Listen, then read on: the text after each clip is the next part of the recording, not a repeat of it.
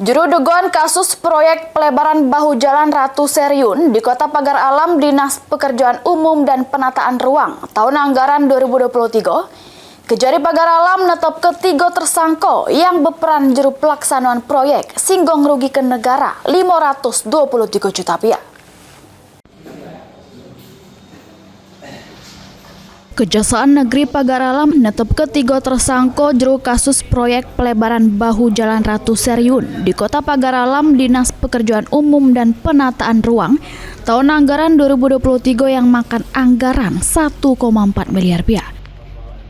Kejari Pagar Alam Ira Febrina ngungkap ketiga tersangka yakni Dar selaku PPK Dinas PUPR Pagar Alam, Hansyah selaku Direktur CVZP, Samoden selaku Onwar CVZP yang merugikan negara berdasarkan hasil perhitungan Badan Pengawasan Keuangan dan Pembangunan BPKP Sumsel mencapai 523.628.719,38 rupiah.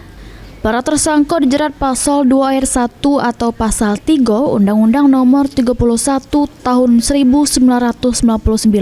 tentang pemberantasan tindak pidana korupsi sebagaimana diubah dengan Undang-Undang Nomor 20 Tahun 2001 junto pasal 55 ayat 1 ke 1 KUHP dengan ancaman penjara sama bayar duit pengganti kerugian negara.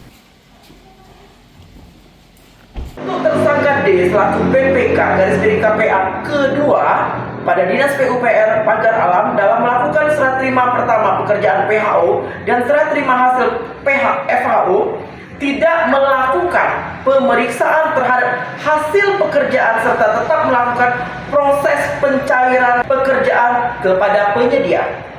Tersangka H selaku Direktur CVZP melakukan pekerjaan kegiatan pelebaran bahu jalan Ratu Seriun tidak sesuai dengan kontrak atau surat perjanjian pekerjaan. Untuk tersangka DI selaku Benefit Owner atau pemilik CVZP melakukan pekerjaan kegiatan pelebaran bahu jalan Seriun tidak sesuai dengan kontrak atau pekerjaan. Selanjutnya, ketiga tersangka langsung ditahan selama 20 hari ke depan, terhitung mulai 24 Desember 2025 sampai 12 Januari 2026 di Lembaga Permasyarakatan Kelas 3 Pagar Alam. Herwahyudi, PAL TV.